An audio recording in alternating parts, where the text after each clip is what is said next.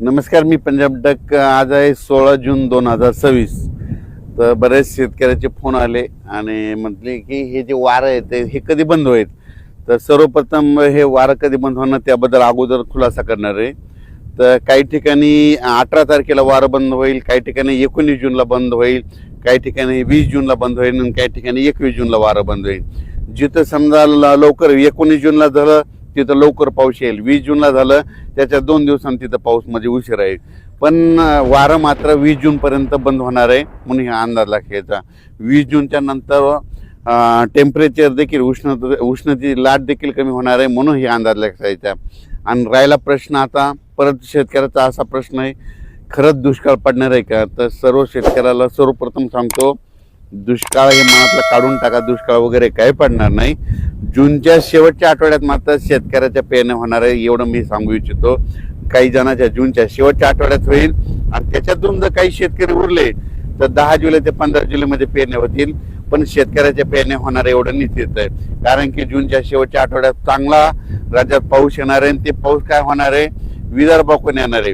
काय असते माहिती आहे का, तुम्हाला सांगू इच्छितो की मान्सून केरळमधून दाखल झाल्याच्या नंतर पुढे सरकारच्या नंतर महाराष्ट्रात दाखल झाला आणि त्याच्यानंतर स्थिरावला आणि असं उभं वारं सुटलं की काय होतं, मग पाऊस काय होतं, मग पूर्वेकडूनच पाऊस येत आहे. मग परत काय होतं, ते इकडून पाऊस येत नाही, मग पूर्वेकडून पावसाला सुरुवात होती. मग पूर्वेकडून म्हणजे कोणता येत आहे, विदर्भ इकडून तेलंगणाकडून, मग तिकडून पाऊस येणार आणि महाराष्ट्रातल्या परत शेतकऱ्याच्या पेरण्या लागणार म्हणून हे अंदाज लक्षात येत्या. पण दुष्काळ वगैरे काही पडणार नाही. जूनच्या शेवटच्या आठवड्यात मात्र सगळ्याच्या पेरण्या लागतील म्हणून हे अंदाज लक्षात येत्या. पेरणी करताना सर्व शेतकऱ्याला सांगू इच्छितो, सगळ्यांची पेरणी एकदम होणार नाही. काही ठिकाणी 21 जूनला पाऊस पडेल, कुठं 22ला पडेल, कुठं 23ला पडेल, काही भागात 24ला जाईल, कुठं 25ला जाईल, कुठं 26 जूनला पडेल, काही ठिकाणी 27, 28, 29, 30, काही ठिकाणी 1 जुलैला पडेल, कुठं 2 जुलैला. तर काही ठिकाणी 1 जुलै 2 जुलैपर्यंत पाऊस पडेल म्हणून हे लक्षात येतं. पण पेरण्या मात्र सगळ्याच्या सर्व शेतकऱ्याच्या होणार म्हणून हा अंदाज लक्षात येता. सर्वप्रथम विदर्भातल्या शेतकऱ्याला सांगू इच्छितो, तुमच्या विदर्भामध्ये काय होणार, पूर्व विदर्भ म्हणजे वर्धा, नागपूर, भंडारा, गोंदिया, चंद्रपूर, यवतमाळ, अमरावती ह्या पट्ट्यामध्ये काय होईल, जरा लवकर पाऊस येईल तर तिकडे लवकर पेरण्या सुरू होतील.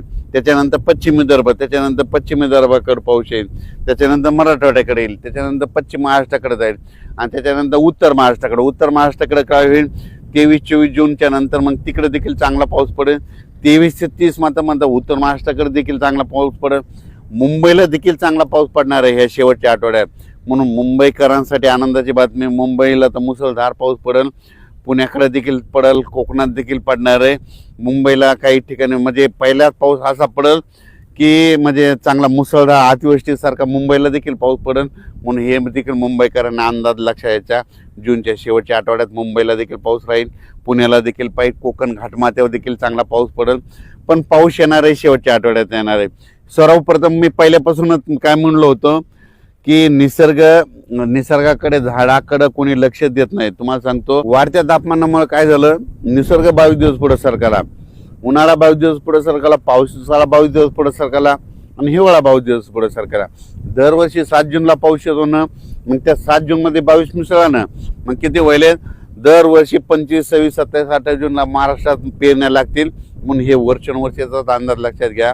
आता पुढच्या वर्षी 2027ला देखील अशीच परिस्थिती राहणार. 2027ला देखील काय होणार, जूनच्या शेवटच्या आठवड्यातच पेरण्या होणार. 28ला देखील अशीच परिस्थितीवर राहणार, जूनच्या शेवटच्या आठवड्यात पेरण्या होणार. 2029ला देखील जूनच्या शेवटच्या आठवड्यात पेरण्या होणार. म्हणजे वर्षानुवर्ष हे निसर्ग 22 दिवस पुढे सरकारले असल्यामुळं हे भविष्यामध्ये असंच राहणार म्हणून या पुढं म्हणतो, निसर्गावर प्रेम का, झाडं लावा. कारण की काय झालं, या वाढत्या तापमानामुळे सगळ्या गोष्टीला ह्या घडत आहेत. ग्लोबल वॉर्मिंग, पृथ्वीचं तापमान वाढत चालल्यामुळे ह्या सगळ्या गोष्टीला आपल्याला सामोरे जावं लागणार आहे. म्हणून भविष्यामध्ये झाडं लावावीच लागतील. झाडं लावा आणि पृथ्वीचं तापमान कमी करा. शेतकऱ्याला परत सांगतो की शेतकऱ्यांना घाबरू नका. हे तुम्ही जर मोबाईल उघडलं की तुम्हाला ते एल-निनो नाव दिसेल. तुम्हाला सांगतो, आता तुम्ही वाटल्यास ना ते पेरू देशाचं तिथलं समुद्राचं तापमान करा, तिथून खाल्ल्या भागातलं तापमान करा.